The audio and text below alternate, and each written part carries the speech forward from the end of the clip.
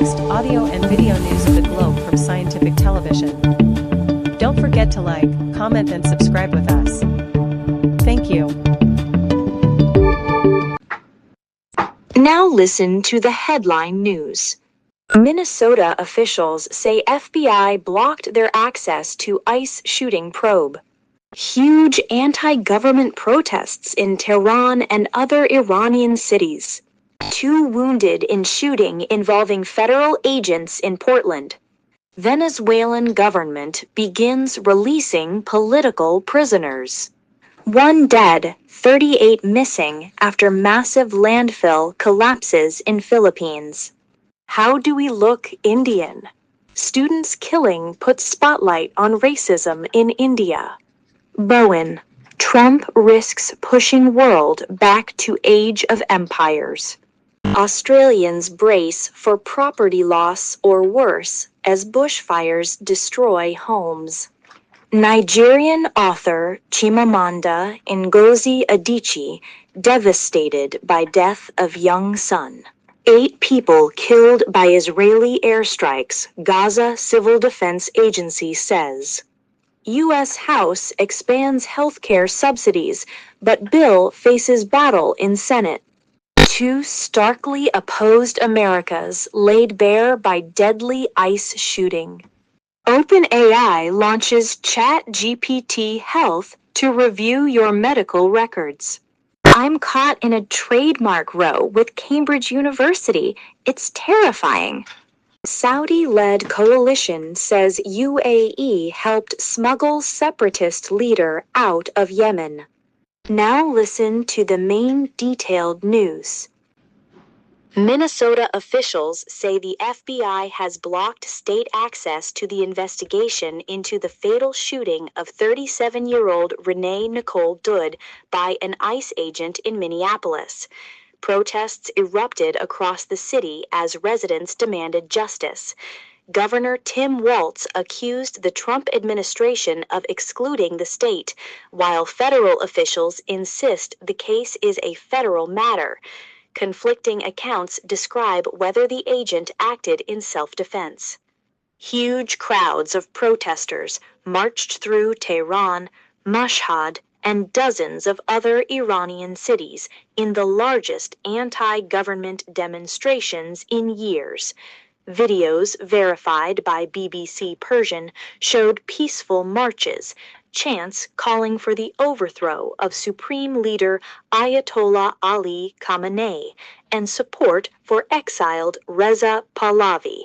The unrest spread to over 100 cities, followed by a nationwide internet blackout and reports of deadly clashes. 2 people were wounded in a shooting involving U.S. federal agents during a traffic stop in Portland, Oregon. Officials said a man and woman were hospitalized after the incident, which occurred in the Hazelwood neighborhood. The Department of Homeland Security claimed agents fired defensively after the driver attempted to run them over. The FBI is leading the investigation amid heightened national tensions over federal law enforcement actions. The Venezuelan government has begun releasing detainees regarded as political prisoners by human rights groups, calling the move a gesture of goodwill. Spain confirmed the release of 5 of its nationals, including prominent activist Rocio San Miguel. The announcement followed the dramatic U.S. seizure of President Nicolas Maduro to face drug trafficking charges. Officials said more releases would occur, though details remain limited and closely watched internationally. A massive pile of rubbish collapsed at the Banauli landfill in Cebu City, central Philippines, killing a 22-year-old woman and leaving 38 people missing. At least 12 injured sanitation workers were rescued and hospitalized. The disaster prompted a large-scale emergency response, with around 300 rescuers, heavy equipment, ambulances, and fire trucks deployed to the privately owned landfill as search and retrieval operations continue. The killing of Anjal Chakma, a student from India's northeastern state of Tripura, after an alleged racially abusive attack in Dehradun has sparked nationwide protests. Anjal and his brother were assaulted in a market, leaving Anjal fatally injured. Police have arrested 5 suspects but deny racial motivation, a claim disputed by the family. The case has renewed focus on racism faced by Northeastern migrants. U.S. President Donald Trump has praised the lightning raid by U.S. Special Forces that removed Venezuelan President Nicolas Maduro and transferred him to a New York prison. Speaking from Mar-a-Lago, Trump described the operation as decisive and successful, claiming the U.S. will now effectively control Venezuela's future and its oil revenues. He framed the action as a swift geopolitical victory, signaling a more aggressive U.S. posture across the Western Hemisphere.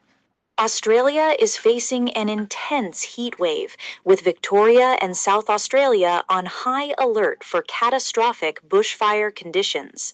Authorities have issued total fire bans across Victoria as temperatures soar to record highs, including 42 degrees Celsius in Melbourne and up to 45 degrees Celsius in regional areas. Major fires near Longwood and Walwa have already destroyed tens of thousands of hectares and multiple homes, prompting emergency warnings and ongoing rescue efforts. One of Nigerian author Chimamanda Ngozi Adichie's toddler twins has died, her family has confirmed. The 21-month-old boy, Nkanu Nnamdi, passed away after a brief illness. In a statement, the family expressed deep devastation and requested privacy. Tributes poured in, including condolences from Nigerian President Bola Tinubu. Adichie is an internationally acclaimed writer known for works such as Half of a Yellow Sun and Americana. At least 8 people, including 4 children, were killed in Israeli airstrikes across Gaza within 24 hours, according to the territory's Civil Defense Agency. Victims included displaced civilians sheltering in tents, children near Jabalia refugee camp, and people struck near Han Yunis and Deir al-Balah. Israel said it was checking the reports amid mutual accusations by Israel and Hamas of violating a fragile U.S.-brokered ceasefire.